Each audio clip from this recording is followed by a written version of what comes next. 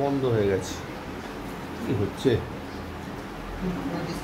Branch cash অ্যাকাউন্টে 16,500 আসা উচিত, এসছে কি?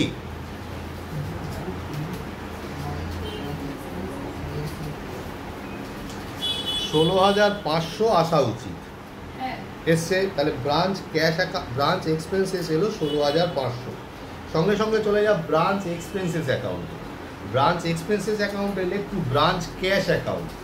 ব্রাঞ্চ এক্সপেন্সেস অ্যাকাউন্টে এলে টু ব্রাঞ্চ ক্যাশ অ্যাকাউন্ট 16,500 টাকা। লেখ ব্রাঞ্চ এক্সপেন্সেস অ্যাকাউন্টে এলে টু ব্রাঞ্চ ক্যাশ অ্যাকাউন্ট 16,500 টাকা।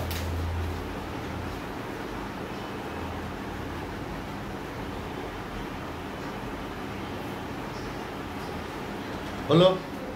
এই যে 16,500 টাকা এলো, এই 16,500 টাকা তুই কি লিখলি? To branch cash account, branch expenses account. এবার দেখ ব্রাঞ্চ এক্সপেন্সেস অ্যাকাউন্টের ক্রেডিট দিকটা ফাঁকা।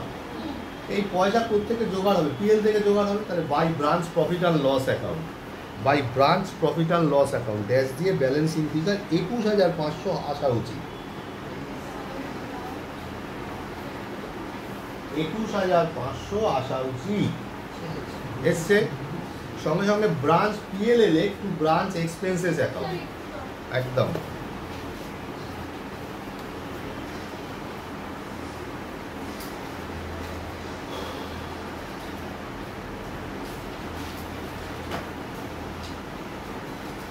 তাহলে ব্রাঞ্চ পিএল এ লিখবি টু ব্রাঞ্চ এক্সপেন্সেস অ্যাকাউন্ট 21,500 টাকা।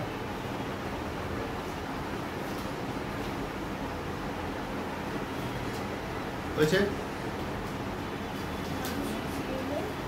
ব্রাঞ্চ পিএল এ লিখবি টু ব্রাঞ্চ এক্সপেন্সেস অ্যাকাউন্ট। এবার ব্রাঞ্চ পিএল এর ডেবিট দিকটা কম আসবে, যতটুকু কম ততটুকু লিখবি general profit and loss account. যতটুকু কম ততটুকু লিখবি general profit and loss account dash দিয়ে ব্রাঞ্চ নেট প্রফিট 50,000 টাকা আসা উচিত।